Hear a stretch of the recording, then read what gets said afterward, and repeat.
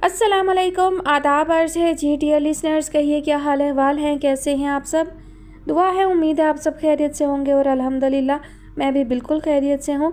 जी जनाब, नावल की next episode के साथ हाजिर हूँ।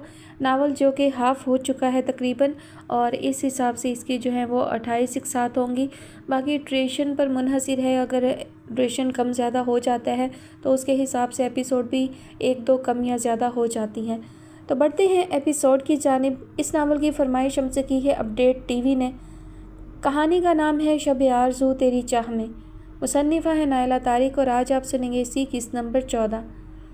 सरकाश के हमरा वो अपार्टमेंट में दाखिल ही हुई थी कि बर वक्त अमान की आमद ने उसका सारा जोशो खरोश मांद कर दिया था और वह चोर सी अलग बन गई थी। मुनासिब यही था कि वो उन दोनों दोस्तों के दरमियान से ही निकल जाए। लिहाजा चाय का एहतमाम उन दोनों के लिए करने के बाद वो टीवी के सामने आ बैठी थी। उसे 1 घंटा तो गुजर ही गया था चैनल चेंज करते करते। अमान भी बहुत फुर्सत से आया था। बढ़ती बोरियत के साथ उस पर झंझलाहट तारी होने लगी थी। मज़ीद कुछ वक्त गुजरा तो उसे हैरत भी हुई कि ड्राइंग रूम में ऐसी भी क्या गुफ्तगू हो रही है जो ख़त्म होकर ही नहीं दे रही। बढ़ते तजस्सुस को वो रोक नहीं सकी थी, लिहाजा दबे कदमों ड्राइंग रूम के नीम व दरवाजे के नज़दीक जा पहुंची। तुम आज भी मेरी वही एक बात मानने के लिए तैयार नहीं जो कम से कम 2 साल पहले ही तुम्हें मान लेनी चाहिए थी। काफ़ी वक्त मिल गया था दुराज को अपनी स्टडीज़ और मैच्योर होने के लिए, अपने फ़ैसले लेने के लिए, अपने मकासद के हसूल और उनको समझने के लिए तो सारी ज़िंदगी है। वो हमेशा से बहुत समझदार और ज़हनी तौर पर मैच्योर लड़की है। 2 साल पहले अगर तुम फ़ैसला ले लेते तो वो अब तक ना सिर्फ तुम्हें और तुम्हारी ज़िंदगी को संभाल चुकी होती, बल्कि अब तक तो वो तुम्हारे घर वालों से अपने तमाम ताल्लुकात बेहतर करके खुद को मनवा चुकी होती। मगर तुम्हें न जाने अभी और कौन से सही वक्त का इंतज़ार है। सांस रोके वो अंदर से उभरती अमान की आवाज़ को सुन रही थी। ज़रकाश, अब बहुत हो चुका। अपने अलावा तुम्हें हमेशा सबकी ही फ़िक्र रही है। अपनी खुशियों और ख्वाहिशों को एक तरफ हटाकर तुमने हर बार खुद से ताल्लुक़ रखने वालों की खुशियों और ख्वाहिशों को पूरा करने में अपनी ज़िंदगी के बेशुमार बरस लगा दिए। मगर अब तो कोई बड़ी जिम्मेदारी नहीं रही तुम पर। तुम्हारे बहन भाई सब खुश हैं अपनी अपनी ज़िंदगी में। अब कम से कम अब तो अपनी तरफ देख सकते हो तुम। अपनी तरफ ही तो देख रहा हूँ, इसीलिए तो अपने लिए कुछ भी सोचने से हिचकिचाता हूँ। सच कहूँ तो डरता हूँ। सरकाश की गंभीर संजीदा आवाज़ ने दुराज को चौंकाया। अमान, तुम सब जानते हो, मगर तुम्हें मेरे चेहरे पर लगी स्याही और मेरे दामन पर लगे दाग इसलिए नज़र नहीं आ सकते क्योंकि तुम मुझसे उनसियत और मोहब्बत रखते हो। तुम सिर्फ मेरे किरदार के उस रुख को देखते हो जो बहुत साफ शफाफ है, मगर मैं अपने किरदार के उस स्याह रुख को भूल नहीं सकता जो एक हकीकत है जिससे ना तुम निगाह चुरा सकते हो ना ही दुराज। एक नॉर्मल इंसान की तरह मैं भी चाहता हूँ कि मेरा घर, मेरी ज़िंदगी आबाद हो, मेरी अपनी एक फ़ैमिली हो, मगर मैं जब जब इस ख्वाहिश की तकमील के लिए दुराज की तरफ देखता हूँ तो कोई चाबुक सी लगती है और मुझे अपना वही मसक शुदा किरदार याद आ जाता है। मैं ये कबूल करने पर मजबूर हो जाता हूँ, दुराज ने ऐसा कोई गुनाह नहीं किया जिसके बदले उसे मुझ जैसा गुनहगार स्याहकार इंसान के साथ ज़िंदगी गुजारनी पड़े। अब वक्त बहुत बदल चुका है। वो अपनी उम्र से कहीं ज़्यादा समझदार और मामला फ़हम हो चुकी है। आज नहीं तो कल वो कहीं ना कहीं ये ज़रूर सोचेगी कि क्या उसके लिए इस दुनिया में एक इस्तेमालशुदा इंसान ही रह गया था। मैं जानता हूँ कि तुम मेरी इन बातों से इख्तलाफ करोगे, मगर मैं उस वक्त से निगाह नहीं चुरा सकता। दुराज मेरे लिए सिर्फ एक लड़की नहीं है जो मेरी मोहब्बत में मुब्तला है या मैं उसकी। सबसे पहले मेरा उससे एक खूनी रिश्ता है जो कतन मुझे इजाज़त नहीं देता कि अपनी ख्वाहिशों के लिए मैं किसी खुदगर्जी का मुजाहरा करूँ। नहीं, वो किसी भी तरह इस सब की हकदार नहीं है। ज़रकाश मुस्तरिब लहजे में बोलकर खामोश हुआ। ज़रकाश, मुझे अंदाज़ा नहीं था कि अल्लाह पर तुम्हारा यकीन कमज़ोर भी हो सकता है। गहरी खामोशी में अमान की तासुफ भरी आवाज़ उभरी। अल्लाह तो बंदे के पहाड़ जितने गुनाह भी उसकी नदामत भरे आंसू की बदौलत माफ़ फरमाता है, और तुम तो अल्लाह के घर का तवाफ़ करके आए हो, मुक़द्दस ज़मीन को चूम कर आए हो। मैं जानता हूँ कि तुम अपने गुनाह के लिए कितने नादिम और शर्मसार रहे हो, कफ़ारा अदा करते रहे हो। तो फिर अल्लाह के उस मुक़द्दस घर जाकर तुमने किस किस तरह न अपने गुनाहों की माफ़ी मांगी होगी। कोई लम्हा वहाँ ऐसा ना होगा कि जिसमें तुम्हारी आंखें खुश्क हुई होंगी और तुम अब अल्लाह की रहमत से मायूस होने वाली बातें कर रहे हो। क्या तुम चाहते हो कि सारी दुनिया मिलकर तुम्हें संसार कर डाले, फिर तुम्हें यकीन आएगा कि अल्लाह ने तुम्हें माफ़ कर दिया। अमान सख्त तासुफ के साथ बोला। गुनाहों से कोई इंसान पाक नहीं है ज़रकाश, मेरी तरफ देखो। बरसों से तड़प रहा हूँ, इस ख्वाहिश को दिल में छुपाए हुए हूँ। सजदों में गिड़गिड़ाता हूँ कि एक बार तो बुलावा आ जाए। पैसा है, पासपोर्ट तैयार है, वीज़े का भी कोई मसला नहीं, मगर बार बार कोई ना कोई रुकावट, कोई ना कोई मजबूरी रास्ता रोक लेती है और मेरा सब्र बढ़ता जाता है। میری نظر میں تم مجھ سے زیادہ بہتر اور قابل رشک ہو، کیونکہ تمہاری ندامت، تمہاری التجاؤں پر نظر کرم ہوئی۔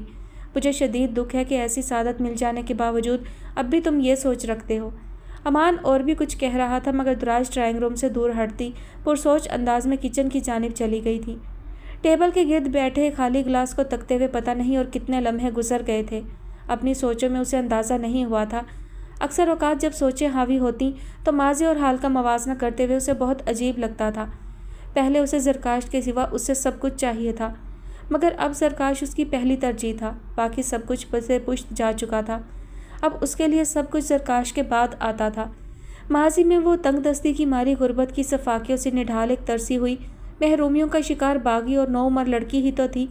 اسے اپنے لیے جو ٹھیک لگا وہی راستہ وہ اپناتی رہی تھی، مگر پھر وقت کے ساتھ ساتھ بدلتے حالات اسے راہ راست پر لے آئے۔ زرکاش کی وجہ سے اس نے واقعی اپنی خواہش کے مطابق روپے پیسے کی ریل پیل دیکھی اور دیکھ رہی تھی۔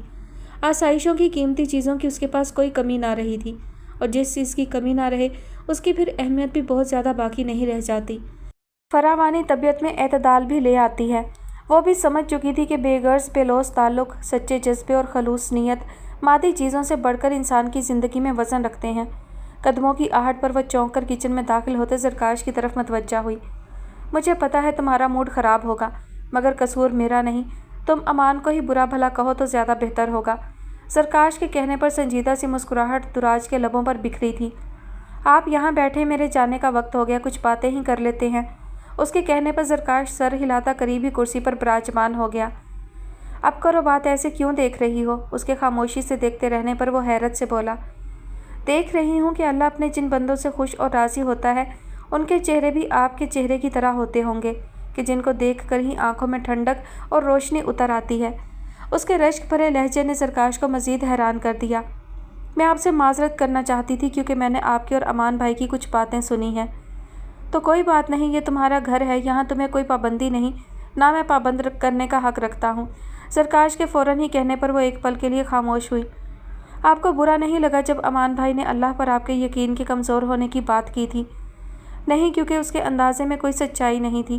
ہر گزرتا دن اللہ پر میرے یقین اور ایمان کو مضبوط کرتا ہے، سو برا لگنے کا سوال ہی پیدا نہیں ہوتا۔ پھر آپ اپنے کسی گناہ، کسی غلطی پر نادم ہونے کے بعد بھی اتنے تذبذب کیوں ہیں؟ تذبذب تو انسانوں کے لیے دل میں پیدا ہوتا ہے دراج، اللہ تو معاف کر دیتا ہے، پر انسان نہیں۔ لوگ ہزاروں اچھے عمل بھول جاتے ہیں مگر ایک برا عمل نہیں۔ ایک اللہ کی ذات ہی ہے کہ جس کی بارگاہ میں بندے کا ایک اچھا عمل مقبول ہو کر سارے گناہوں کو دھو دیتا ہے۔ یہ فطری بات ہے کہ میں محتاط رہوں، آگے بڑھنے سے پہلے اپنے پچھلے اعمال کو بھی یاد رکھوں، کیونکہ مجھے رہنا تو ابھی اسی دنیا کے انسانوں کے درمیان ہی ہے نا۔ آپ کی نظر میں کیا میں بھی دنیا کے باقی لوگوں کی طرح ہوں جو آپ میری طرف سے بھی محتاط اور تذبذب کا شکار ہیں؟ اس کے سنجیدگی سے کیے گئے سوال پر زرکاش نے گہری سانس بھر کر اسے دیکھا۔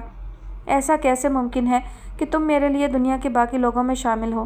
مگر تم انسان تو ہو، سب سے بڑھ کر ایک عورت، تو مجھے یہ یاد رکھنا چاہیے۔ ہر حقیقت کے باوجود میں یہ کبھی نہیں چاہوں گا کہ میرا جو مقام تمہارے دل میں ہے وہ مجھ سے میرے برے عمل کی وجہ سے چھین جائے۔ آپ کا یہ مقام نہ کوئی چھین سکتا ہے، نہ ہی کوئی عمل آپ کو وہاں سے ہٹا سکتا ہے۔ وہ درمیان میں بول اٹھی۔ زرکاش، آپ اس دور میں نہ تو میچور تھے اور نہ تن تنہا دشواریوں کا سامنا کرنے کا اسٹیمنا رکھتے تھے۔ آپ کو اس عمر میں اپنے ماں باپ، اپنے گھر سے بہت دور ہونا پڑا تھا جب ان سب کی آپ کو ضرورت تھی۔ آپ جہاں تنہا زندگی گزارنے پر مجبور تھے وہاں کوئی لگام ڈالنے والا، کوئی روک ٹوک کرنے والا آپ کے ساتھ نہیں تھا۔ آپ بھٹک گئے۔ اس سچ کی لکیر ساری زندگی پیٹتے رہنے سے کچھ حاصل نہیں ہوگا، نہ کوئی اور اس سچ کو آپ کے ماضی سے نکال سکتا ہے۔ مگر آپ کو بعد میں جو کرنا چاہیے تھا ہر اچھے انسان کی طرح وہ آپ نے کیا۔ آپ سے اللہ کی لگائی گئی حد توڑنے کی خطا ہوئی، گناہ سرزد ہوا، اس کا آپ کو احساس ہے، ندامت و پچھتاوا ہے۔ یہ آپ کا اور اللہ کا معاملہ ہے۔ آپ میرے یا کسی اور انسان کے گناہ گار تو نہیں، تو پھر مجھے یا کسی کو بھی کیا حق پہنچتا ہے آپ پر انگلی اٹھانے کا؟ انسان اپنے ہی اعمال کا احتساب کرنے بیٹھ جائے تو کسی دوسرے کے اعمال جانچنے کی فرصت بھی نہ ملے۔ آپ جانتے ہیں کہ اللہ کو کیسے راضی کرنا چاہیے، کیسے اللہ کی خوشنودی حاصل کرنی چاہیے، کیسے گناہوں کی معافی مانگتے رہنا چاہیے، تو پھر انسانوں کی طرف سے کیوں خدشات ہیں آپ کو؟ اللہ جس کا پردہ رکھتا ہے اسے بے پردہ کرنے کی طاقت اور جرأت کسی انسان میں نہیں۔ آپ کہتے نہیں مگر میں جانتی ہوں کہ میرا یہاں اس طرح موجود ہونا بھی غلط ہے، لیکن اللہ نیتوں کا حال جانتا ہے اور مجھے یقین ہے کہ آپ اور میں مل کر اس غلط کو درست کرنے میں کامیاب ہو جائیں گے۔ اس کی آخری بات پر زرکاش نے بغور اس کے تاثرات کا جائزہ لیا تھا۔ مجھے بہت طمانینت محسوس ہو رہی ہے تمہاری باتیں سن کر۔ کچھ الفاظ، کچھ اعتراف انسان سننا چاہتا ہے کسی بہت اپنے سے۔ میں خوش ہوں کہ تم نے میری اس خواہش کو محسوس کیا اور اسے پورا بھی کیا۔ زرکاش کے تشکر آمیز لہجے پر وہ بس مسکرا دی تھی۔ لگاتار محنت کے بعد چمک اٹھنے والے کچن پر طائرانہ نگاہ ڈال کر سحر کچن سے نکلی تو ڈائننگ ہال کی بے ترتیبی نے کچن سیٹ ہو جانے کا اطمینان غارت کر دیا۔ لاؤنج میں ٹیرس کی طرف کھلتی کھڑکیوں سے انہیں بچوں کی آوازیں آئیں تو وہ ٹیرس کی طرف آ گئیں۔ مزاج تو ان کا پہلے ہی بگڑا ہوا تھا۔ بالکل سامنے والے ٹیرس پر کتاب منہ کے سامنے پھیلائے بیٹھی لڑکی پر کھولتی نگاہ ڈال کر وہ بچوں کی طرف متوجہ ہوئیں۔ حسن، حسین، جلدی اندر آؤ دونوں۔ ان کے سخت لہجے پر بچے ان کی طرف دوڑے آئے۔ ایک جھٹکے سے گیٹ بند کر کے وہ شہرام کی طرف بڑھی تھی جو ادھر ادھر ٹہلتے فون میں مصروف بیزار نظر آ رہے تھے۔ ابھی تک پردے بھی نہیں لگے کھڑکیوں پر۔ بیہودہ لوگوں کی نظریں گھر کے اندر تک کے نظارے کر رہی ہیں۔ کھولتے ہوئے سحر نے پھر اسے دیکھا جو تیزی سے کتاب دوبارہ چہرے کے سامنے پھیلا گئی تھی۔ پتہ نہیں کس طرح یہ پھیلا سامان درست ہوگا۔ جبران جانے کہاں رہ گیا اور عرش کا تو پتہ کریں کچھ۔ 2 دن سے غائب ہے، الیکٹریشین کو اس نے ہی لانا تھا۔ ان دونوں نوابزادوں کے ہی نمبر ٹرائی کر رہا ہوں۔ عرش کے سارے نمبر آف ہیں۔ جبران کال ریسیو نہیں کر رہا۔ تم نے بھی سارے کام ایک ساتھ کرنے ہیں۔ کہا بھی تھا ذرا صبر کر جاؤ۔ یہاں جو کام کروانے ہیں وہ مکمل ہو جائیں تو پھر شفٹنگ کے بعد مسئلہ نہیں ہوگا، مگر تمہیں جانے کس بات کی جلدی تھی؟ اب بھگتو سب۔ شہرام جواباً ان پر برس پڑے۔ میری جلدی کی وجہ سے ہی ہم گھر شفٹ کر سکے، ورنہ آپ تو ارادہ ہی کرتے کرتے مزید 2-3 سال لگا دیتے۔ آپ گیراج کے نمبر پر کال کریں۔ عرش کی وجہ سے اتنے کام رکے ہیں۔ وہ گیراج بھی نہیں پہنچا۔ ایک تو یہ لڑکا میری سمجھ سے باہر ہے۔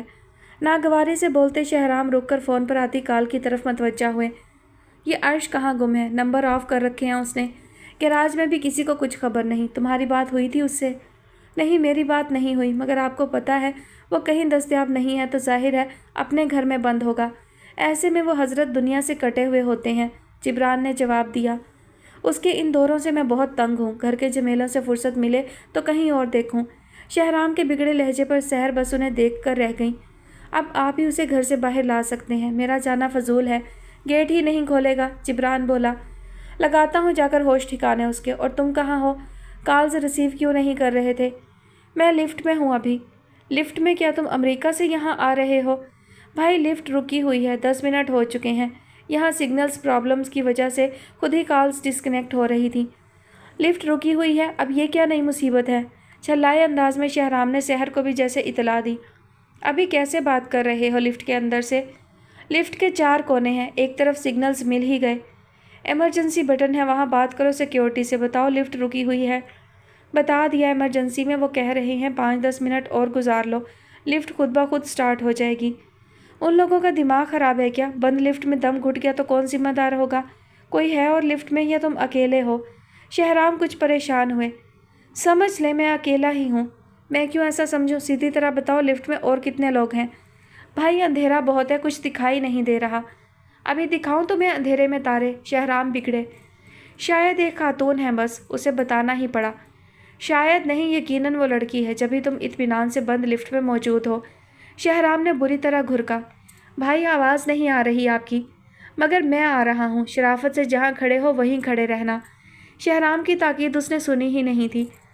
مجھے یہاں تک آواز آ رہی تھی، آپ کو فون پر سنائی نہیں دے رہا تھا وہ کیا کہہ رہے ہیں؟ لفٹ کی نیم تاریکی میں ابھرتی آواز پر وہ بس اسے دیکھ کر رہ گیا جو لفٹ کی دیوار سے شانہ ٹکائے اطمینان سے کھڑی تھی۔ جبران نے دوبارہ آگے بڑھ کر سرخ رنگ کا ایمرجنسی بٹن دبایا۔ کوئی فائدہ نہیں اس بٹن کو دباتے رہنے کا، میری طرح صبر کریں، ابھی سٹارٹ ہو جائے گی لفٹ۔ اسے تسلی دے کر وہ فون پر آتی کال کی طرف متوجہ ہوئی۔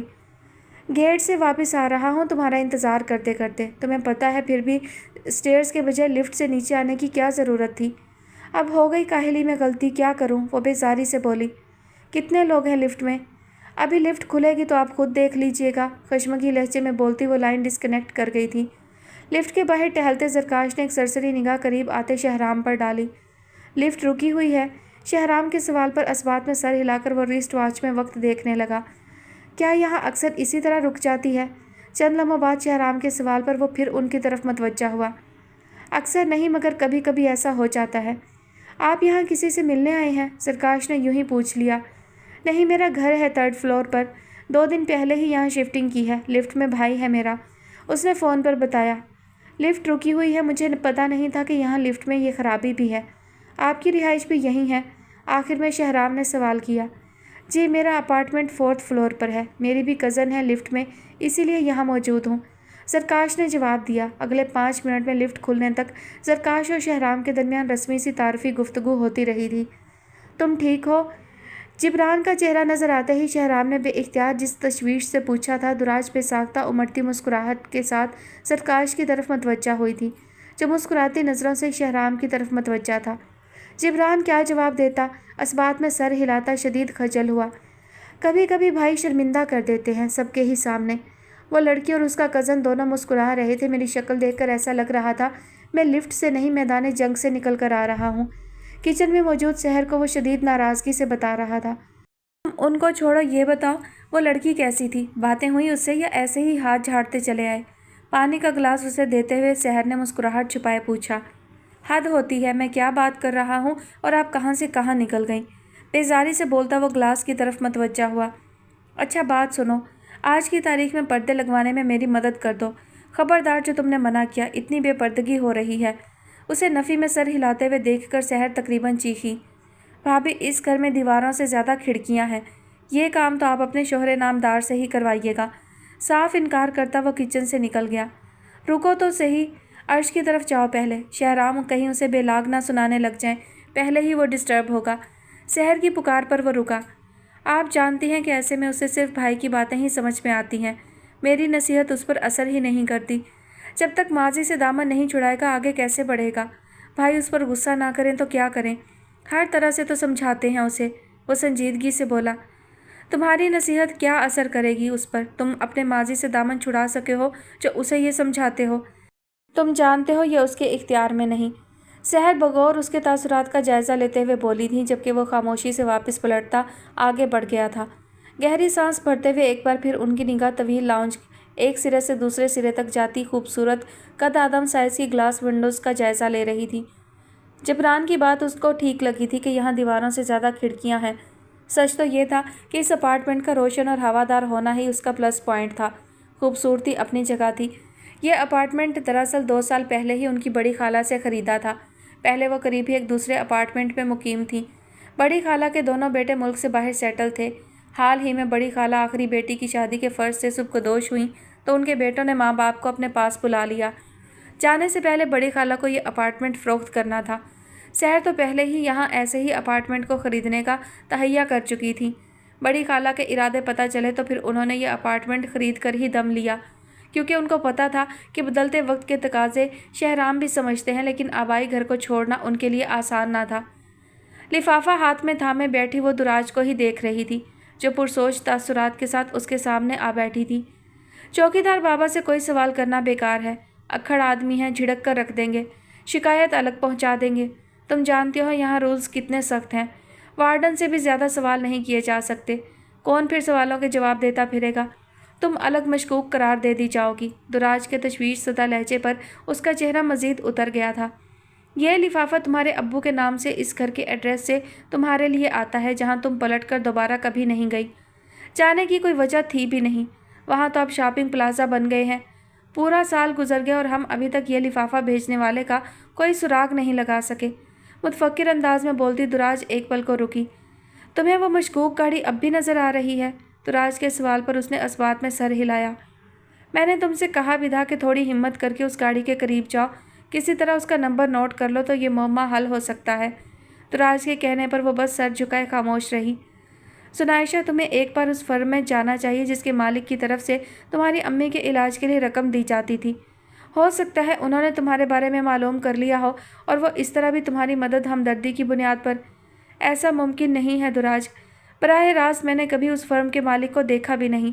बड़े लोगों के पास इतना वक्त नहीं कि मुलाजिमों की हालात की खबर रखें, और उनको ज़रूरत ही क्या है इस तरह छुपकर मुझे रुपए भेजने की, जबकि फ़र्म का मालिक मुझे जानता भी नहीं। वो कमज़ोर लहजे में बोली। हर बार की तरह अब तुम मेरे किसी रिश्तेदार का पूछोगी और मैं तुम्हें वही जवाब दूंगी कि मेरे तमाम रिश्ते मेरे माँ बाप के साथ ही मर चुके थे। लड़ते लहजे में कर्ब से बोलती वो सर हाथों में थाम गई थी, जबकि दुराज तरहम आमेज़ नज़रों से उसे देखती चाहते हुए भी कुछ बोल नहीं सकी थी। हर बार तुम सबका जिक्र करती हो मगर अपने भाई को भूल जाती हो। सर उठाकर जुनाइशा ने भीगी सुर्ख आंखों से उसे देखा। इसलिए कि तुम जानती हो कि ये मौजज़ा मेरे साथ नहीं हो सकता। गंदे नालों और कूड़े के ढेर में दुनिया से बेखबर पड़ा इंसान अपने लिए भी 2 पैसे नहीं कमा सकता। ये सच मैं भी जानती हूँ, मगर तुम मेरी तसल्ली के लिए भी ज़र्क पर शक तक नहीं करती हो। भूले से भी इन रुपयों को इस्तेमाल नहीं कर सकती, मगर मैं इनको फेंक भी नहीं सकती, क्योंकि मेरा दिल गवाही देता है कि ये काला धन नहीं। इस लिफाफे में से मुझे किसी की दिन रात की मेहनत मुशक्क़त की खुशबू आती है। खून पसीना एक करके कमाए गए रुपए इंसान सिर्फ उसके हाथ पर रखता है जिससे वो मोहब्बत करता है, जिसे वो अपने ही वजूद का हिस्सा समझता है। और मेरी ज़िंदगी में ज़र्क के अलावा कोई ऐसा रिश्ता नहीं बचा जिसे मैंने ज़िंदा देखा हो। मगर तुम मेरी झूठी तसल्ली के लिए भी उसका नाम नहीं लेती। उसके सुर्ख चेहरे और भड़कते लहजे पर दुराज उसके खामोश होने तक बहुत पुरसकून बैठी उसे सुनती रही थी, क्योंकि दुराज चाहती थी कि उसका दिल हल्का हो जाए। जुनाइशा, झूठी तसल्ली और धोखे के सिवा गुजरे वक्त में तुम्हें और कुछ नहीं मिला। कोई झूठी तसल्ली देकर मैं तुम्हें किसी नए धोखे में मुब्तला होता नहीं देख सकती। हमें सिर्फ हकीकत तक पहुंचना है, किसी भी तसल्ली, किसी भी खुशफहमी के बगैर। अगर तुम ज़र्क का नाम नहीं सुनना चाहती तो फिर तुम एक नाम और याद रखो। उसका नाम अपनी ज़ुबान पर लाकर मैं मज़ीद तुम्हें अज़ियत नहीं देना चाहती, मगर मुझे ये कहना पड़ेगा कि हो सकता है उसे एहसास हुआ हो कि तुम उसकी बीवी थी और उसका कोई भी फ़ायदा उठाए बगैर तुम्हें छोड़ देना उसकी गलती थी। अब ये तरीका इख्तियार करके वो पहले तुम्हें मोम करना चाहता है, रुपए तुम्हें देकर समझाना चाहता है कि उसे तुम्हारी परवाह है। उसे याद आ गया है कि तुम उसकी जिम्मेदारी हो। अगर ये सच होगा तो ज़रूर एक दिन वो सामने आएगा। और दुराज बात अधूरी छोड़कर दरवाजे की सिमत मतवज्जा हुई। साथ वाले कमरे की लड़की उसे बाहर बुला रही थी। मैं आती हूँ अभी। जुनाइशा का हाथ थपथपाकर वो अपनी जगह से उठी। बंद होते दरवाजे से निगाह हटाकर उसने घुटनों पर सर रख लिया। जो शकूक दुराज ने अभी बयान किए वो उसके दिल में कभी नहीं उठ सकते थे। नफ़ा नुकसान की परवाह किए बगैर जाने वाले वापस पलटने के तमाम रास्ते भी बंद कर जाते हैं। इस हकीकत को कबूल करने के लिए न जाने कितनी क़यामतों से गुजरना पड़ा था। अब तो याद भी नहीं था। दिल ऐसा पत्थर बन चुका था जिसमें किसी शक, किसी अबहम की गुंजाइश नहीं निकल सकती थी। ताल्लुक़ में कितनी ही शिद्दत क्यों ना हो, मगर वो टूट भी सकते हैं, रास्ते बदल भी सकते हैं और हम सफ़र भी। इस तल्ख़ हकीकत को तस्लीम करने के बाद कुछ बाकी नहीं रहा था, न दिल में न याददाश्त में। जिस कदर बेकीमत कर गया था वो उसकी ज़ात को। न पैरों तले ज़मीन छोड़ी थी, न सर पर आसमान रहने दिया था। सुनाइश, दुराज की पुकार पर भी उसने घुटनों से सर नहीं उठाया। पागल लड़की, किसके लिए अपने कीमती आंसू ज़ाया कर रही हो? उनके लिए जो बीच मंझधार में तुम्हें छोड़ गए, अपनी गर्ज, अपनी ख्वाहिशों के लिए। इस तरह खुद को अज़ियत देकर तुम कोई नुकसान पूरा कर सकती हो तो ज़रूर आंसू बहाओ। दुराज सख्त तासुब से बोली। मुझे किसी की परवाह नहीं, मगर मैं अपने भाई के लिए दिल को पत्थर नहीं कर सकी हूँ, चाहते हुए भी नहीं। वो तो पहले ही अपने हाथों अपनी ज़िंदगी बर्बाद कर चुका था, मगर मैंने उस पर रहम नहीं किया। छोड़ आई उसे रुलने के लिए, एक झूठे ताल्लुक़ के गरूर में। मैंने अपने एक वाहिद रह जाने वाले रिश्ते से नफ़रत की। किसी की ज़्यादतियों का बदला मैंने अपने भाई से लिया, किसी के छोड़ जाने का बदला। मैं दिन रात उसे बुरा भला कहती रही, उसे बद्दुआएं देती, मगर उसे अपनी ज़िंदगी से बेदखल ना करती।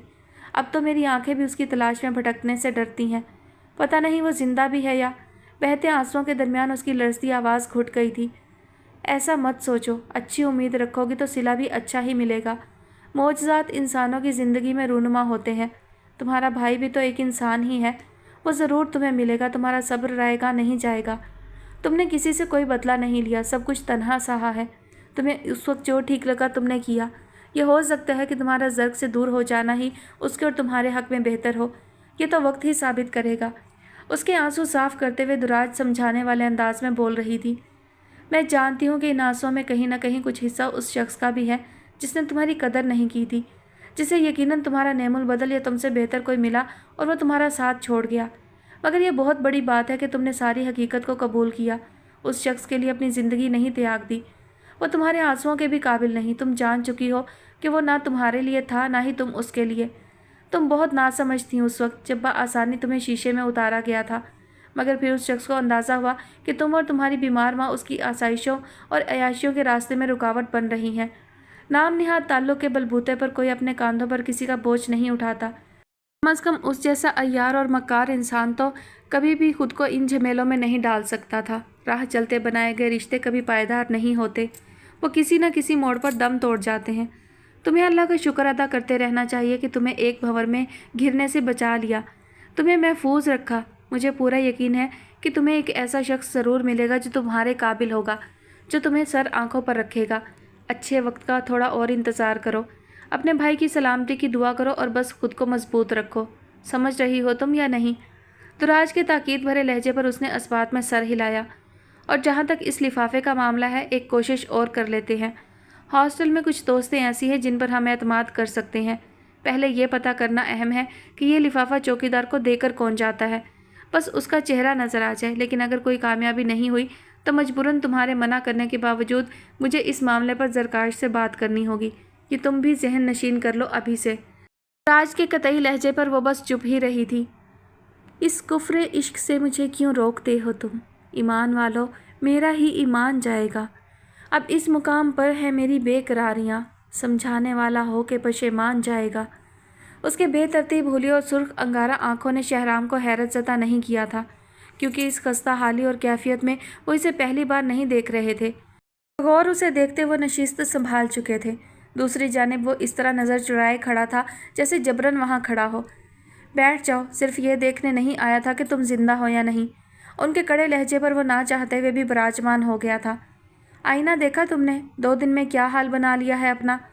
आईना ही तो देख रहा हूँ, उनकी जानिब देखे बगैर वो सर्द लहजे में बोला। मगर मुझ में अब और हिम्मत नहीं कि तुम्हें इस हाल में देखता रहूँ। लेकिन तुम मजबूर करते हो, तुम्हें मेरी परेशानी का भी ज़रा एहसास नहीं। ये सब कब तक चलेगा? कब तक मैं वही बातें तुम्हें समझाता रहूँगा जिन्हें तुम भूल कर अपना ये हशर कर लेते हो? आखिर कब तक तुम यूं ही दुनिया से कटकर अलग रहते रहोगे और मैं तुम्हें खींच खींच कर वापस दुनिया से जोड़ता रहूँगा? शहराम का लहजा शदीद बरहम था। इस तरह मायूस होकर दुनिया तर्क करके बैठ जाने से क्या हासिल होगा तुम्हें? तुम लाख चाहो मगर तुम्हारी ज़िंदगी किसी एक इंसान के लिए रुक नहीं सकती।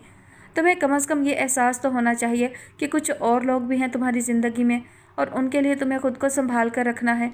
हमेशा तुम हम सब पर फातिहा पढ़कर भूल जाते हो हर नसीहत। एक हस्ती के गम में तुम बाकी हर रिश्ते को खाक में मिला सकते हो, मगर मैं फिर भी हर बार तुम्हें समेटता हूँ, क्योंकि मुझे तुम्हारी परवाह फ़िक्र है। मैंने तुम्हें सिर्फ भाई कहा नहीं, समझा भी है। जिब्रान से ज़्यादा उससे बढ़कर हो तुम मेरे लिए, मगर तुम्हें सिर्फ उसकी परवाह है जिसके लिए तुम मेरी रियाजतों को खाक में मिला देते हो। उसके लिए तुम हम सबसे गाफिल हो जाते हो, जो अभी तुम्हारी ज़िंदगी में वापस नहीं आई। उसने वापस आना भी नहीं है, लिहाजा आप उसकी बात मत करें। उसकी बुलंद होती आवाज़ पर शहराम खामोश होते उसकी लहू रंग आंखों में देखते रह गए। इतना अरसा गुजर जाने के बावजूद मैं उसे ढूंढने में कामयाब नहीं हो सका तो सिर्फ इसलिए कि मुझे मायूस और नामुराद ही मरना है। आप मुझे और ख़ुद को झूठी तसल्लियाँ देना बंद कर दें, क्योंकि मैं समझ गया हूँ कि ये सब कोई आजमाइश, कोई इम्तिहान नहीं। ये सिर्फ़ और सिर्फ मेरे माजी के गुनाहों की सज़ा है जिसे आखिरी सांस तक मुझे झेलना है।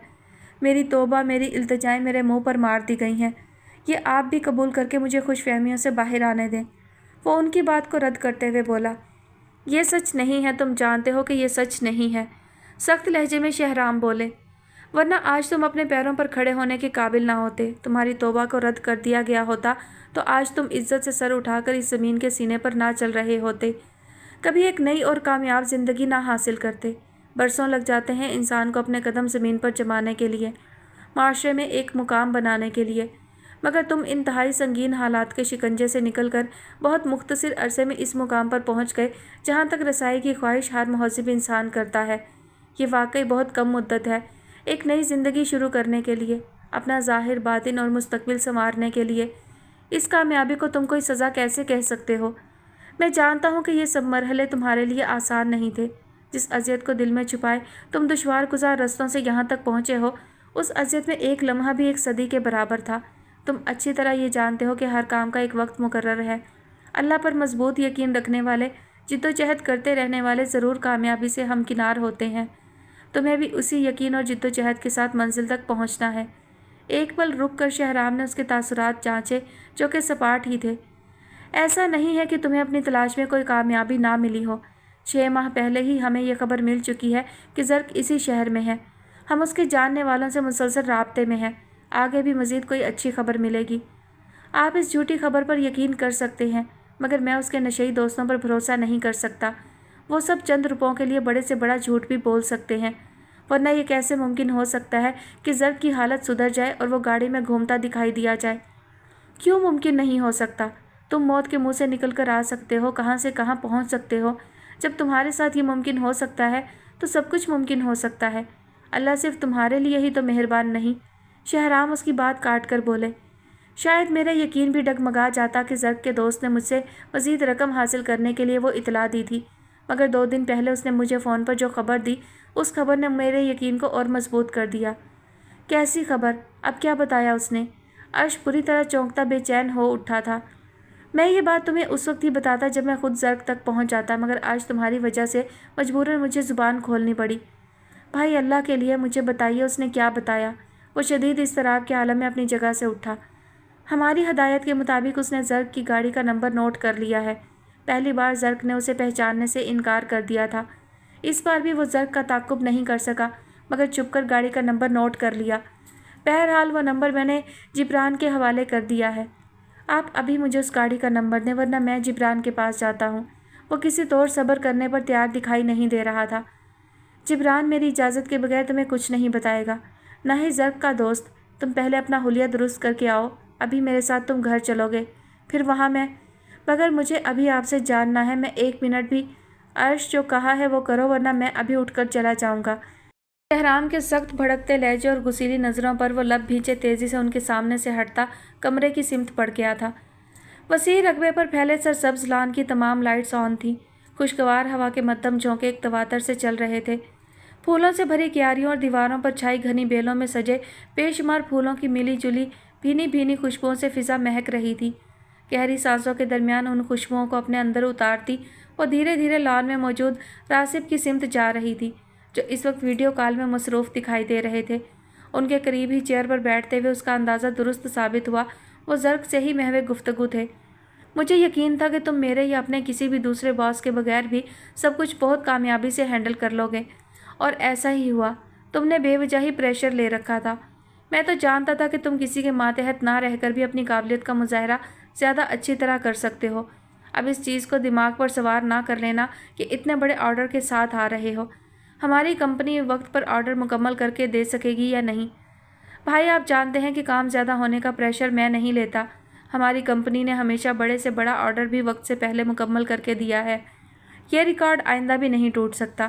یہ آرڈر بھی ڈے نائٹ شفٹ میں وقت سے پہلے مکمل ہوگا انشاءاللہ۔ زرق پر اعتماد لہجے میں بولا تھا۔ ہاں میں یہ جانتا ہوں، تم مطمئن ہو، اس لیے میں تو بس تمہاری کامیابی پر خوش ہوں اور بے فکر بھی، لہٰذا ڈٹ کر کھانا کھایا ہے۔ اب سوچ رہا ہوں واک کر لوں تو اچھا رہے گا۔ بھائی مجھے پتہ ہے کہ آپ کسی کا دل نہیں توڑ سکتے، یقیناً آج کھانا رجاب نے پکایا ہے، اب ہضم کرنے کے لیے واک تو ضروری ہے۔ زرق کے بہت سنجیدگی سے کہنے پر آصف نے مسکراتے ہوئے رجاب کو دیکھا جو ابرو چڑھائے فون ان سے لے چکی تھی۔ اور تم یقیناً یہ کہنا چاہتے ہو کہ میں اتنا عمدہ کھانا پکاتی ہوں کہ آغا جان رغبت سے کھاتے ہوئے ضرورت سے زیادہ کھانے پر مجبور ہو جاتے ہیں؟ میں بالکل بھی یہ نہیں کہنا چاہتا۔ بکو مت۔ رجاب کے فوراً ہی ہتھے سے اکھڑنے پر آصف دھیرے سے ہنستے ہوئے اٹھ کھڑے ہوئے۔ کھانے کی اور کھانا پکانے والے کی ہمیشہ عزت کرنی چاہیے، زرق کی مصنوعی سنجیدگی پر اس نے خشمگی لہجے میں جتایا۔ اور جو بیچارے کھانا کھانے والے ہیں ان کا کوئی پرسان حال نہیں، ان سب کا اللہ مالک ہے۔ تم سب کی فکر کے پردے میں اپنے دل کے پھپھولے مت پھوڑو۔ دواؤں کی لسٹ اتنی بھی طویل نہیں کہ ہفتہ لگ جائے، ضروری دوائیں ہیں، میرے کچھ پیشنٹس کو ان کی بہت ضرورت ہے۔ ویسے بھی آغا جان تمہیں اب 2 دن سے پہلے واپس نہیں آنے دیں گے، تاکہ کسی طور تو تم کام سے کچھ وقت دور رہو۔ کام کی وجہ سے 3 دن پہلے میں نے جیسے تیسے گزار لیے، مزید تمہیں لسٹ کے مطابق سب دوائیں مل جائیں گی، پر مجھے آنے تو دو۔ زرق کے التجائی لہجے پر فوراً نفی میں سر ہلاتی وہ اسے زج کر رہی تھی۔ دوائیں تم ہی لے کر آؤ گے، اپنے ساتھیوں کے ساتھ ذرا گھومو پھرو، ہوٹل کے روم میں قید نہ رہو تو چٹکیوں میں وقت گزر جائے گا۔ اس کے مشورے پر زرق بس فون کی اسکرین کو دیکھتا رہ گیا۔ پشت پر ہاتھ باندھے چہل قدمی کرتے راسب گہری سوچوں میں ڈوبے ہوئے تھے۔ ایک طائرانہ نگاہ انہوں نے سامنے اپنے گھر کی خوبصورت عمارت پر ڈالی۔ ایک طویل سفر تھا خون کو پانی کر دینے والا۔ انتھک محنت کے بعد وہ اس قابل ہوئے تھے کہ خود سے تعلق رکھنے والوں کو ایک اچھی زندگی مہیا کر سکیں۔ اس میں کوئی شک نہیں کہ اس سفر میں گھر کے سبھی افراد نے تمام مصیبتوں کا بہت صبر کے ساتھ سامنا کیا تھا۔ کاروبار کے لیے اپنا گھر فروخت کر کے ان سب کو ایک چھوٹے سے گھر میں تقریباً 2 سال گزارنے پڑے تھے۔ ساری جمع پونجی انہوں نے کاروبار میں لگا دی تھی۔ وہ جانتے تھے کہ انہوں نے رسک نہیں لیا ہے، کیونکہ انہیں اللہ کے بعد اپنے زور بازو پر بہت بھروسہ تھا، اور ندا کے دونوں بھائیوں پر بہت اعتماد تھا۔ وہ دونوں تجربہ کار تھے، اپنے باپ کی لگائی گئی گارمنٹس فیکٹری کو چلا رہے تھے۔ خود راسب ایک ملازمت پیشہ شخص تھے، کاروبار کا کوئی تجربہ نہیں تھا۔ جب ہی کچھ ہی عرصے میں کاروبار نقصان کی طرف بڑھنے لگا، मगर उनके पास अज़्म, हौसला और मुखलिस साथी थे। गारमेंट्स कंपनी की बुनियाद रखने और मजबूत करने में उन्होंने हकीकतन खुद को भी भुला दिया था। घर, बच्चे और रिजाब सबको निदा ने संभाले रखा था। कुदरत की तरफ से ज़र्क की सूरत में एक और जिम्मेदारी का इजाफा हुआ था। ज़र्क के मामले में रिजाब की यही कोशिश रही थी कि जहाँ तक मुमकिन हो रासिब को डिस्टर्ब ना किया जाए। इलाज के दौरान ही ज़र्क की स्टडीज़ का सिलसिला भी शुरू हो गया था। अपनी स्टडीज़ के साथ साथ रिजाब ने ज़र्क के इलाज और उसकी पढ़ाई पर नज़र रखने की जिम्मेदारी खुद अपने सर ले ली थी। उसका मकसद सिर्फ ज़र्क का इलाज नहीं बल्कि हर हाल में उसे एक कामयाब ज़िंदगी और सही रास्ते की तरफ ले जाना था।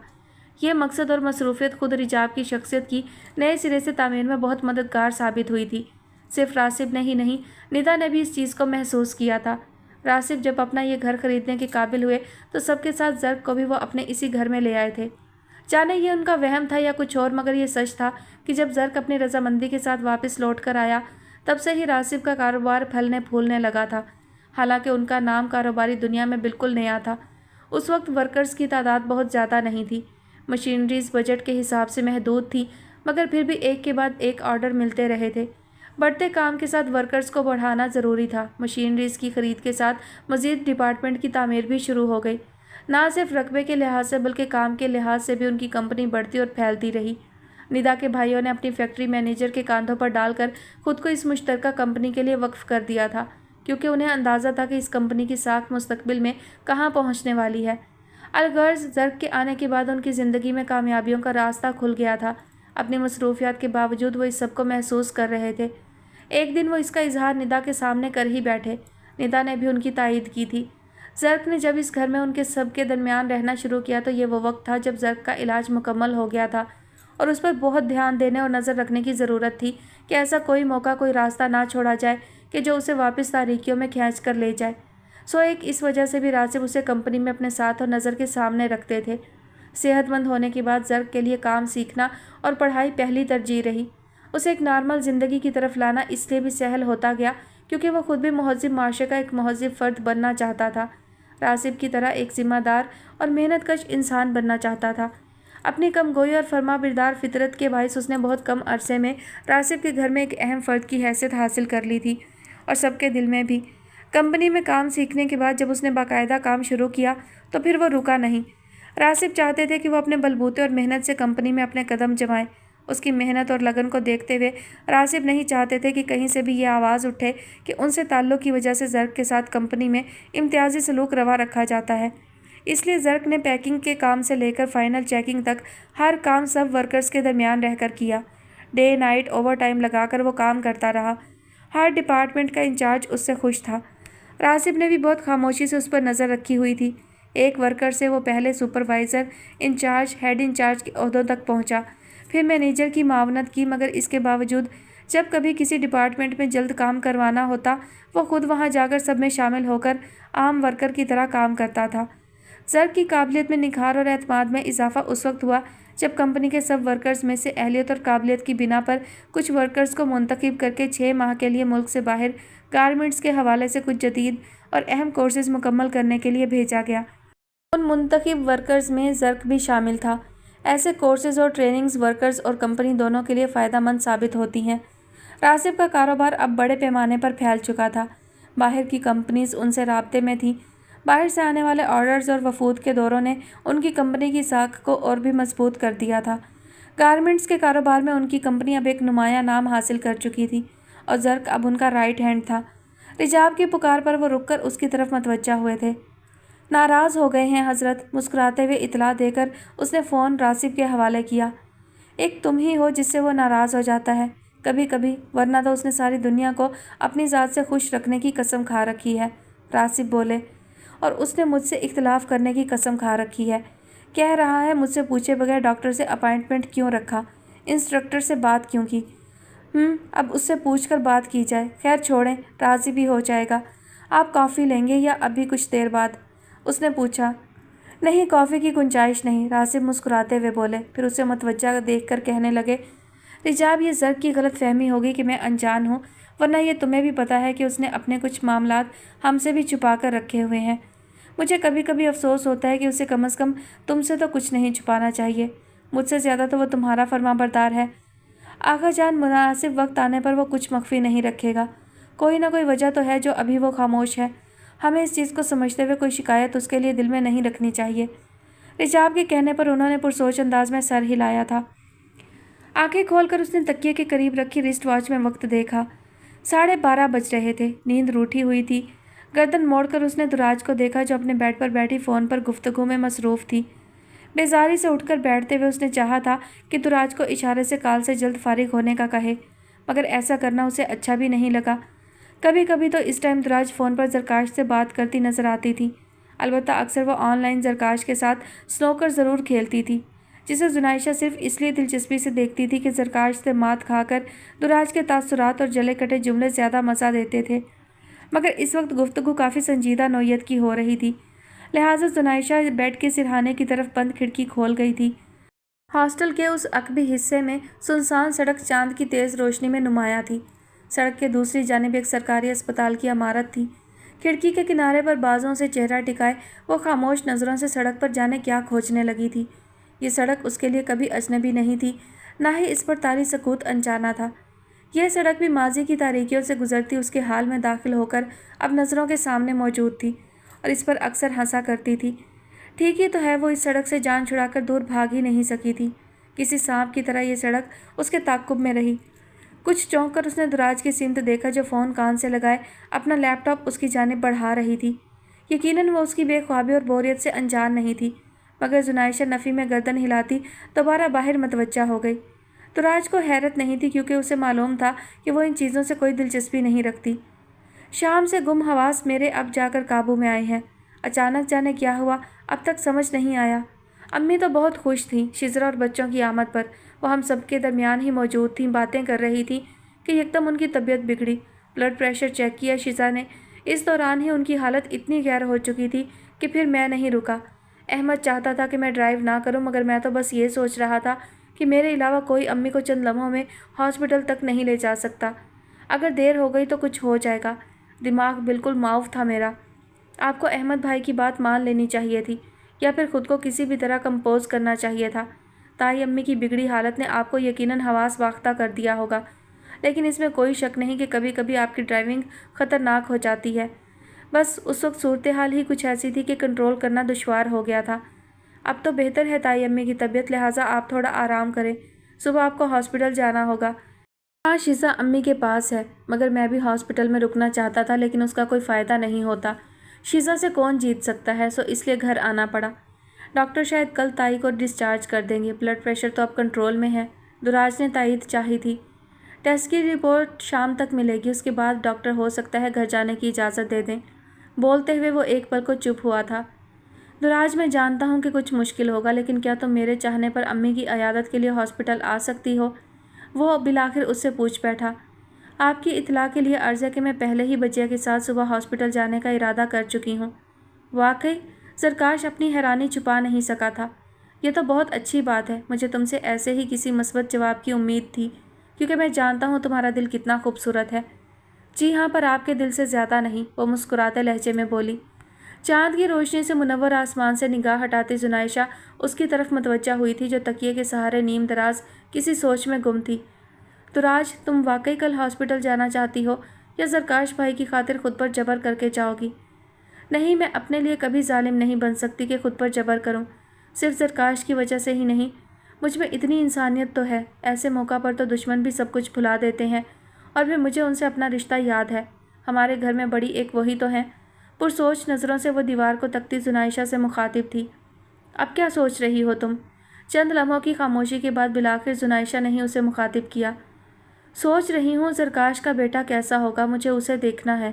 दुराज के बहुत संजीदा लहजे पर जुनाइशा ने दंग होकर उसे देखा, मगर अगले ही पल वो खिलखिलाकर हंसती चली गई, जबकि दुराज मुस्कुराती नज़रों से बस उसे देख रही थी।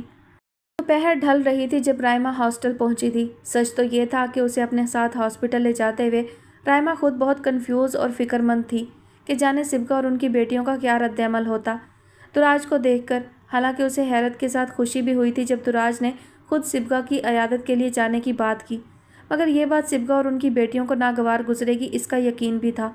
लेकिन वो भी चाहती थी कि दुराज अपना ये फ़र्ज़ ज़रूर पूरा करे। सारा रास्ता वो दुराज को समझाती रही थी कि हर किस्म की सूरत हाल के लिए तैयार रहे, اسے کسی کی بھی کڑوی بات کا جواب نہیں دینا، بس خاموشی سے سننا ہے۔ صبغہ ابھی اگر منہ پھیر لیں تو کوئی شکایت اپنی زبان پر نہ لائے اور نہ ہی اپنے کسی عمل سے اظہار کرے۔ رائمہ کی تمام ہدایتیں وہ خاموشی سے سنتی رہی تھی، جانتی تھی کہ نفرت کا سامنا کرنے کے لیے وہ مکمل تیار ہے۔ اسے جو کرنا چاہیے تھا وہ بس وہی کر رہی تھی۔ ہاسپٹل کے کوریڈور میں شیزہ کے شوہر احمد کے ہمراہ آتے زرکاش نے دور سے ہی اسے دیکھ لیا تھا، جو ایک طرف کھڑی نظر آ رہی تھی۔ دراج بھی ان دونوں کو دیکھ چکی تھی، لہٰذا خود کو نارمل رکھنے کی بھرپور کوشش کرتے ہوئے ان دونوں کو سلام کیا تھا۔ تم کس کے ساتھ آئی ہو اور یہاں کیوں کھڑی ہو؟ زرکاش کے سوالوں پر اس نے تذبذب کے ساتھ ایک نظر احمد کو دیکھا۔ بجیا کے ساتھ آئی ہوں، وہ اندر روم میں ہیں تائی امی کے پاس، میں یہاں ان کا ہی انتظار کر رہی ہوں، بس اب جائیں گے۔ تم امی کے پاس نہیں گئی؟ زرکاش نے بغور اس کے تاثرات کو دیکھا۔ نہیں، میں یہیں ٹھیک ہوں۔ نہ چاہتے ہوئے بھی دراج کا لہجہ تلخ ہو گیا تھا۔ تم امی سے ملنے آئی ہو تو ان سے مل کر ہی جاؤ گی، چلو میرے ساتھ۔ زرکاش کے تحکم آمیز لہجے پر وہ کچھ کہنے ہی لگی تھی کہ بروقت رائمہ وہاں آ گئی۔ تم اسے امی کے پاس کیوں نہیں لے گئی؟ زرکاش اب رائمہ سے پوچھ رہا تھا۔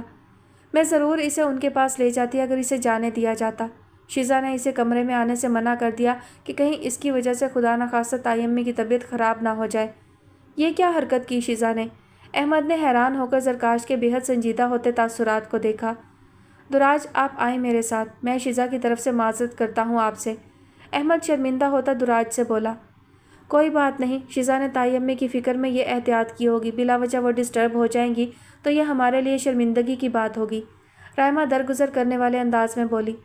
میں تم دونوں کو ڈراپ کراتا ہوں، زرکاش بولا۔ نہیں، باہر رکشہ موجود ہے، ہم اس میں ہی جائیں گے۔ آپ تائی امی کے پاس جائیں، پوچھ رہی تھیں آپ کا۔ رائمہ سلیقے سے اسے روک کر اللہ حافظ کہتی پھر رکی نہیں تھی، دراج کا ہاتھ پکڑے تیز قدموں سے آگے بڑھ گئی تھی۔ دوسری جانب کمرے سے باہر آتی شیزہ نے بگڑے تیوروں کے ساتھ دور جاتی دراج کو زہریلی نظروں سے دیکھا اور پھر زرکاش کی طرف متوجہ ہوئی تھی۔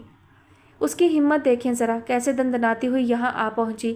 جن کو بد دعائیں دیتی رہی ہے آج ان کی ہمدرد بن کر عیادت کے ڈرامے کرنے آ گئی۔ شیزہ تم نے جو کرنا تھا وہ کر چکی ہو، لہٰذا اب خاموش رہو، زرکاش نے سخت ناگواری سے اسے ٹوکا۔ تمہیں حق نہیں تھا اس طرح کسی کو بے عزت کرنے کا۔ کچھ دیر کی بات تھی، ملنے دیتی اسے پھوپھی جان سے۔ احمد نے بھی اپنی ناراضگی کا اظہار کیا۔ میں نے جو کیا ٹھیک کیا، وہ اسی لائق ہے۔ ہمارے ٹکڑوں پر پلنے والے ہم پر ہی گراتے رہے ہیں، کسی کو تو اسے اس کی اوقات یاد دلانی پڑے گی۔ امی کو پتہ تھا کہ وہ بھی آئی ہوئی ہے، اس کے کرتوت ہی ایسے رہے ہیں کہ امی نے بھی مروتاً اسے اندر بلانے کا نہیں کہا۔ تیز لہجے میں شیزہ اور بھی جانے کیا بول رہی تھی، مگر زرکاش بمشکل ضبط کرتا وہاں رکا نہیں، کمرے کی طرف پڑ گیا تھا۔ گیٹ کھول کر ایک طرف ہٹتی سحر نے بغور اس کے سوتے ہوئے چہرے کو دیکھا تھا۔ عرش کو ایک کال تو ریسیو کر لیتے، کیوں اپنے دشمن بنے ہوئے ہو؟ صبح 103 بخار میں جو گئے تو اب واپس آ رہے ہو؟ سحر کے مدھم آواز میں گھرکنے پر وہ چپ چاپ نظر جھکائے جبران کے کمرے کی طرف جا رہا تھا کہ جبران کی آواز نے اس کے قدم روک لیے۔ پہلے کھانا کھا لو پھر کمرے میں جانا۔ مجھے ابھی بھوک نہیں، وہ کمزور آواز میں بولا۔ ہاں، اب تو تمہیں اس وقت تک بھوک نہیں لگے گی جب تک اس فلیٹ کا لاک نہیں کھلے گا۔ ضبط کے باوجود شہرام کا لہجہ بگڑا۔ ابھی تو وہ گھر آیا ہے، اسے سکون سے بیٹھنے تو دیں، اس کے آتے ہی شروع مت ہو جائیں اب۔ سحر ٹوکے بغیر نہ رہ سکیں۔ تم شروع کب ہونے دیتی ہو مجھے؟ 1000 بار کہا ہے کہ تم درمیان میں مت بولا کرو۔ شہرام بھڑک ہی تو اٹھے تھے۔ گاڑی کا نمبر مل گیا، اس شخص کا ایڈریس مل گیا، ہم اس کے گھر تک بھی پہنچ گئے۔ ابھی وہ نہیں ہے اس شہر میں تو کیا کریں اب؟ اس احمق انسان کی طرح اس کے فلیٹ کے آگے ڈیرا ڈال کر بیٹھ جائیں؟ حد ہوتی ہے کسی بات کی۔ میں 2 دن میں بے شمار چکر لگا چکا ہوں، ارد گرد کے رہنے والوں سے معلومات کر لی ہیں۔ جس کا فلیٹ ہے اس نے واپس تو آنا ہے اور وہ آئے گا، مگر کچھ تحمل کا مظاہرہ تو کرو۔ میں بات کرتی ہوں اس سے، آپ پریشان مت ہو، یہ اب وہاں نہیں جائے گا، میں سمجھا دوں گی اسے، سحر دھیمے لہجے میں بولی۔ عرش نے بس ایک نگاہ اٹھا کر شہرام کو دیکھا، پھر پلٹ کر کمرے کی سمت چلا گیا۔ سحر اسے سمجھاؤ جا کر، پہلے ہی حال سے بے حال تھا، اب 2 دن سے بھوک پیاس سے لاتعلق بخار میں پھنکتا اس فلیٹ کے سامنے سے ہٹنے کو تیار نہیں۔ مجھے تو خدشہ ہے کہ یہ لاک توڑ کر اس فلیٹ میں داخل نہ ہو جائے۔ نہیں، مجھے یقین ہے کہ وہ ایسی کوئی غیر اخلاقی حرکت نہیں کرے گا، سحر فوراً بولی۔ جس دیوانگی میں یہ مبتلا گھوم رہا ہے اس میں کچھ بعید نہیں کہ یہ کیا کر جائے۔ غلطی میری ہے، اپنے دل کو تھوڑا مضبوط کر لیتا اور اس شخص تک پہلے خود پہنچتا، پھر اسے خبر کرتا، مگر اس کی حالت نے مجھے مجبور کر دیا تھا اور اب بھگت رہا ہوں۔ شہرام برہمی سے بولتے وہاں سے اٹھ گئے۔ اب کچھ نہیں بولو گے تم، مگر یوں منہ چھپائے رکھنے سے بھی کچھ حاصل نہیں ہوگا۔ تمہاری فکر میں بے حال ہونے والے موجود ہیں، اس لیے تمہیں قدر نہیں۔ سحر شدید ناگواری سے اس سے مخاطب تھی جو جوتوں سمیت بیڈ پر اوندھے منہ بے حس و حرکت لیٹا ہوا تھا۔ شہرام بس یہ چاہتے ہیں کہ تم اس طرح خود کو اذیت میں نہ ڈالو۔ کوشش کرنے سے کون روک رہا ہے، مگر کوئی حد تو رکھو۔ حد سے باہر جا کر تم وقت سے پہلے کچھ حاصل نہیں کر سکتے۔ جو وقت مقرر ہے وہ ہے، اب کھانا کھا کر سونا، ورنہ پھر صبح تمہارے ساتھ ساتھ سب لپیٹ میں آ جائیں گے۔ اسے تاکید کرتی سحر ٹیرس کی طرف کھلنے والے دروازے کی سمت گئیں، جہاں جبران لائٹس نصب کرنے میں کافی دیر سے مصروف تھا۔ پہلی نگاہ سحر کی سامنے والے ٹیرس پر ہی گئی تھی، جہاں ہمہ وقت موجود مخلوق دل خراب کرنے کے لیے کافی تھی۔ کوفت کے ساتھ نگاہوں کا زاویہ بدلتی وہ سوئچ بورڈ میں کام کرتے جبران کی طرف بڑھ گئیں۔ تمام لائٹس لگ چکی ہیں، آپ کے گھر کا یہ ایک آخری آرائشی کام بھی تقریباً مکمل ہو گیا۔ ان کے کچھ کہنے سے پہلے ہی جبران نے تسلی دی۔ میرے بھائی تم کتنے اچھے ہو، تم نہ ہوتے تو یہاں کوئی کام مکمل نہ ہوتا۔ اس عرش نے تو دغا دے دیا تھا۔ مجھے بات سنو اب، میں تو سونے جا رہی ہوں، مگر تم نے کسی بھی طرح عرش کو کھانا کھانے کے لیے راضی کرنا ہے اور ٹیبلٹس بھی دینی ہے، ورنہ صبح پھر شہرام کا پارا آسمان پر ہوگا۔ آپ بے فکر ہو کر جائیں، میں یہ سب کر لوں گا، جبران مصروف انداز میں بولا۔ سنو، اس لڑکی نے تم سے بات کرنے کی کوشش تو نہیں کی؟ سحر کے مشکوک لہجے پر جبران چونکا، پھر سامنے والے ٹیرس کی طرف نگاہ ڈال کر ٹھنڈی سانس بھری۔ افسوس صد افسوس، بالکل نہیں۔ ضرور افسوس کرو، مگر مجھے تم اس سے کلام کرتے نظر آئے تو مجھ سے برا کوئی نہ ہوگا۔ بھابھی، صلہ رحمی کے بھی کچھ تقاضے ہوتے ہیں، آخر وہ ہماری کزن لگتی ہے رشتے میں، دور کی ہی صحیح۔ مسکراہٹ چھپائے وہ ان کو سلگا گیا۔ جہنم میں جائے ایسی رشتہ داری، میرے بھائی کو جانے کتنے لوگوں کے سامنے ذلیل کیا تھا اس بدبخت لڑکی نے، میں تو قیامت تک اس کی شکل نہ دیکھوں۔ لیکن دیکھنی تو پڑتی ہے، آپ کو صبح شام اس کی شکل، آپ کو اس گھر میں آنا ہی نہیں چاہیے تھا، جبران مسکراتے لہجے میں بولا۔ اب اس کی وجہ سے کیا اتنا شاندار گھر ہاتھوں سے نکل جانے دیتی؟ مجھے کیا پڑی ہے جو صبح شام اس کی شکل دیکھوں؟ اور یہ تمہارے دل میں رشتہ داری کا جو درد جاگ رہا ہے نا، اسے ابدی نیند سلا دو۔ میرے بھائی سے تمہارا جو قریبی رشتہ ہے اس پر کسی ایرے گہرے کو فوقیت دینے کی ضرورت نہیں۔ معاف کیجیے گا بھابھی، آپ کے بھائی نے کام ہی کچھ ایسا عزت افزائی والا کیا تھا، جبران نے یاد دلایا۔ تو اس میں حیرت کی کیا بات ہے، وہ تمہاری صحبت میں زیادہ رہا ہے، پھر ایسے ہی کام کر سکتا تھا ناک کٹوانے والے۔ سحر کے کھا جانے والے انداز پر وہ خجالت سے مسکرا کر رہ گیا۔ سوئچ بورڈ کا کام مکمل کرنے کے بعد اس نے احتیاطاً ٹیرس کی تمام لائٹس چیک کرنے کے لیے آن کی تھی۔ اونچے شیڈز میں نصب لائٹس سے پورا ٹیرس ایک سرے سے دوسرے سرے تک چکمگا اٹھا تھا۔ فرش پر بکھرا سامان سمیٹتے ہوئے جبران کی نگاہ اس پر گئی تھی جو کتاب چہرے کے سامنے سے ہٹائے اس کے ٹیرس کی لائٹس کا جائزہ لے رہی تھی۔ کمپنی دینے کا بہت شکریہ، ورنہ تنہا یہاں کام کرتے کرتے میں بیزار ہو جاتا۔ جبران کے شرارتی لہجے پر وہ ناگواری سے اسے گھور کر پھر کتاب کی طرف متوجہ ہو گئی۔ کیا فائدہ اتنی کتابیں پڑھنے کا، دل کو تو وہی بھایا ہے جو تمیز و تہذیب سے ہی نابلد ہے۔ جبران کے مزید کہنے پر وہ سلگتی نگاہ اس پر ڈالتی پہلو بدل کر رہ گئی۔ اچھا، تو منہ پھیر کر نفرت کا اظہار کر رہی ہو؟ میں بھی اپنے ٹیرس کی تمام لائٹس آف کر کے جاؤں گا۔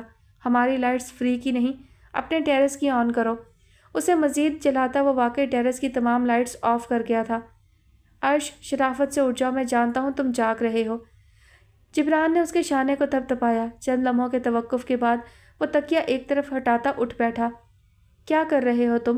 اب جب کہ تمہاری تلاش ختم ہونے والی ہے تو یوں ہمت ہار رہے ہو؟ آخر کیا سوچ رہے ہو تم؟ یا کوئی خوف خدشہ ہے؟ تعصب سے اس کے سرخ چہرے کو جبران نے دیکھا۔ کم از کم تمہیں مجھ سے کوئی سوال نہیں کرنا چاہیے، ایک ایک سیکنڈ بھاری ہے میرے لیے، عذاب بن رہا ہے مزید صبر اور انتظار۔ اس کے مدھم گمبھیر لہجے میں بے بسی تھی۔ مگر پھر بھی تمہیں یہ دونوں کام ابھی کرنے ہیں، کوئی نہ کوئی وجہ تو ہے جو راستے کھل رہے ہیں، ہم ہاتھ پر ہاتھ دھرے نہیں بیٹھے، ابھی تو صبر کا دامن اور مضبوطی سے تھامے رکھنے کی ضرورت ہے، بس یہ یاد رکھو۔ جبران کے سنجیدہ لہجے پر وہ بس خاموش رہا۔ اب تم جا کر چینج کرو، میں کھانا گرم کرتا ہوں، اٹھو جلدی، مجھے بھی بھوک لگی ہے۔ جبران کمرے سے نکل گیا۔ کچھ دیر بعد آرام دہ شلوار سوٹ میں ملبوس وہ کمرے سے باہر آیا تھا کہ مین گیٹ پر ابھرتی دستک کی آواز نے اس کے قدم روک لیے تھے۔ گیٹ کھولتے ہی اس کی یہ حیرت ختم ہو گئی کہ آنے والے نے ڈور بیل استعمال کیوں نہیں کی۔ عرش کے راستہ دینے سے پہلے ہی راستہ بناتا وہ اندر گھس آیا تھا۔ और अर्श को खामोश रहने का इशारा करता बैग संभाले दबे कदमों तेजी से उनके कमरे की तरफ बढ़ गया। बड़ी सी ट्रे हाथों में संभाले किचन से बाहर आता जिब्रान उसे देखकर रह गया। तुम यहीं खाना खाओगे? नहीं, कमरे में आ जाओ, एक प्लेट और लेते आना। ट्रे उससे लेते हुए अर्श ने कहा, अभी इमाम आया है। जिब्रान की सवालिया नज़रों पर उसने बताया, तुमने उसके लिए गेट क्यों खोला? खोल ही दिया था तो अंदर क्यों आने दिया? भाई ने सख्ती से उसके यहाँ दाखिले पर पाबंदी लगा रखी है। अब क्या कर दिया उसने? अर्श ने पूछा। उसके अब्बा हजूर ने फिर उसे जॉब पर लगवाया जिसे वो फिर छोड़ आया, बल्कि लड़ झगड़ कर घर से भी फरार है। अब भाभी को बताना पड़ेगा उनका चहीता यहाँ आधम का है। अभी रहने दो, ये सब कोई पहली बार नहीं हुआ। भाई को उसकी मौजूदगी का पता चल गया तो उसकी शामत आ जाएगी। अर्श के कहने पर वो सर हिलाता वापस किचन में चला गया। फ्लोर कुशन पर विराजमान वो दोनों उसकी तरफ मतवज्जा थे, जो ड्रेसिंग के सामने बड़ी फुर्सत और निफासत से अपने बाल संवारने में मसरूफ़ था। मेरा इंतज़ार क्यों कर रहे हो भाइयों? तकल्लुफ़ बरतरफ, बिस्मिल्लाह करो। इमाम ने चहकते हुए अपनी नशीद से संभाली और गरम गरम मुर्ग पुलाव से प्लेट भरना शुरू कर दी। वैसे माफ़ करना, बहन के घर में गैरतमंद भाई एक गिलास पानी पीना भी गवारा नहीं करते। क्यों अर्श? मुस्कुराहट छुपाते हुए जिब्रान ने तायीद चाही, मगर अर्श ने बस एक मुस्कुराती नज़र इमाम पर डाली, जो ढिठाई से हंसता शामी कबाब की तरफ मतवज्जा था। कैसी दकियानूसी बातें कर रहे हो भाई? आज के दौर में वो ज़माने गए, अब लोग रोशन ख्याल हो गए हैं। अब ऐसी खुराफात पर कोई कान भी नहीं धरता। तुम जाने किस ज़माने में रह रहे हो? इमाम ने उल्टा जिब्रान को ही लाजवाब कर दिया। वैसे भी ये मेरी बहन का घर बाद में, पहले मेरे खालाजाद भाइयों का है। यूँ भी मुझे इस घर से बड़ी खाला की वजह से बहुत उनसियत है। सबसे ज़्यादा मेरा आना जाना रहा है इस घर में। सिर्फ आना जाना नहीं, तुम्हारी तो सुबह भी यहीं होती थी और शाम भी। इसकी वजह भी सबको मालूम है, पर अब ऐसा नहीं चलेगा। शुक्र करो अर्श की वजह से इस घर का दरवाज़ा तुम्हारे लिए खुल गया, वरना तुम्हारे अब्बा जान ने तुम्हारे बहनोई साहब को ताकीद कर रखी है कि इस घर में तुम्हें पनाह ना दी जाए। अब उन दोनों हजरात का जिक्र कर करके खाने का मज़ा किरकिरा मत करो भाई। इमाम ने बेजारी से बात काटी। जॉब क्यों छोड़ दी तुमने? अर्श ने पूछा। शहंशाह लोग भी कभी काम करते हैं क्या? तुम लोग करो, तुम लोगों पर काम करना जचता है। वह फ़ख्र से कालर खड़े करता हुआ बोला। बिल्कुल ठीक कह रहे हो। शहंशाह लोग अपनी सहेलियों से कर्ज के नाम पर रुपए बटोरते हैं और फिर सरेआम उनके हाथों से थप्पड़ खाते हैं। जिब्रान ने तंजिया लहजे में तायीद की। तुम्हारी शहंशाही ने यहाँ शिफ्ट होने से पहले ही हमें मुंह छुपाने पर मजबूर कर दिया। और अर्श, तुम भी तो गए थे इसके तरफदार बनकर थप्पड़ का हिसाब लेने। शर्मिंदगी हुई थी कि नहीं? जिब्रान ने नागवारी से अर्श को भी मुखातिब किया। तो ये तुम्हारी तरह दगाबाज नहीं जो लोगों के जमघटे में मुझे तन्हा छोड़कर भाग जाता। इमाम जलकर बोला। तो मैं और क्या करता? शिफ्टिंग के पहले ही दिन जब मैं इसके साथ मेन गेट पर मौजूद था, सोने पर सुहागा कि वहाँ सिक्योरिटी गार्ड्स सबके सब जमा पुलिस से कोई मुदाकरात कर रहे थे। पुलिस के कोई एक दो एहलकार नहीं, पूरी पुलिस वैन वहाँ खड़ी थी। जिब्रान नए सिरे से अर्श को तफसील बताता दिल हल्का कर रहा था। अब ऐसे ख़तरनाक स्पॉट पर एक लड़की अचानक ही हम दोनों को आकर रोकती है। मैंने सोचा रिश्तेदारी होगी, सलाम दुआ के लिए रोका होगा, पर कहाँ, बात तो उसने की ही नहीं। छूटते ही इसे रख के थप्पड़ रसीद कर दिया। इसका तो जाने क्या हुआ, मेरे तो अपने 14 तबक रोशन हो गए थे। जिब्रान बोल रहा था जबकि अर्श बेसाख्ता उसे देखकर मुस्कुराया, जो मासूम सूरत बनाए ना नज़र आने वाले आंसू साफ कर रहा था। फिरते हैं मीर ख्वार, कोई पूछता नहीं। इस आशिकी में इज्जत और सादात भी गई। पानी के घूंट भरता अर्श शेरगोई से रुक ना सका। वाह अर्श मियाँ, शेर में क्या आला तर्जुमानी की है तुमने मेरे हाले परेशान की। इमाम ने तड़प कर तारीफ़ की। भाई मैं तो कहता हूँ तुम दोनों जैसे एक दो नासे और मिल जाएं तो बाहर वालों को ज़रूरत ही नहीं हमें बेइज्जत करने की। हम काफ़ी हैं तुम्हारे लिए। जिब्रान हंसते हुए बोला। इमाम, अब कोई गलत हरकत ना करना यहाँ। भाई की वजह से एहतियात करनी पड़ेगी तुम्हें। अर्श ने संजीदगी से कहा। रिजा ने सारे कच्चे चट्टे मेरे सामने खोल दिए हैं तुम्हारे। मैं तुम्हारा तरफदार बनकर गया था, लेकिन वो हक पर थी। उसे एक नहीं 2-4 रसीद करने चाहिए थे तुम्हें। एक तो तुम उससे हज़ारों रुपए लेकर हजम कर चुके हो, दूसरा ये कि उसकी नज़रों के सामने दूसरी लड़कियों के साथ घूम भी रहे हो। अंधेर नगरी नहीं है ये। हज़ारों रुपए वही मुझे अपनी खुशी से देती रही है। मैंने कोई उसे ब्लैकमेल करके नहीं लिए, हालांकि मैं कर सकता हूँ। वो ढिठाई से बोला। तुम ऐसा करके देख लो, जूतों से ही तवाज़ो होगी फिर।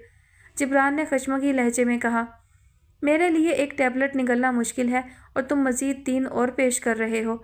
अर्श ने बेजारी से सर पर खड़े जिब्रान को देखा। पेश नहीं कर रहा, मजबूर कर रहा हूँ। खा लो वरना सुबह भाई निहार मुझे ये टैबलेट्स खिला देंगे। गन रख कर गए हैं, सब खा लो। जिब्रान जिद होकर बोला। जिब्रान, इतनी शफकत के मुजाहरे ना करो, मुझे अपनी अम्मी की याद आ रही है। ड्रेसिंग के किनारे मुंह लटकाए बैठे इमाम ने टोका। अब्बू को याद करो, भिन्नाते हुए ढूंढते फिर रहे हैं तुम्हें। जिब्रान बोला। मेरी एक बात गौर से सुन लो भाइयों, सामने वाले टेरेस की तरफ कोई आंख उठाकर भी ना देखे। इस मुकाम को शजरे ममनुआ समझना है, समझे? इमाम ने वार्न करने वाले अंदाज में दोनों को देखा। हम तो तुम्हें भी ममनुआ समझते हैं। अर्श के कहने पर जिब्रान हंसता हुआ बेड पर दराज हो गया। वैसे तुमने बताया नहीं, थप्पड़ वाला तजर्बा कैसा रहा?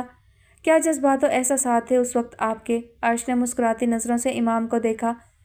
यार सच पूछो तो उस वक्त गर्मा गर्मी में पता नहीं चला, पर बाद में एहसास हुआ बड़ा ज़बरदस्त हाथ पड़ा है।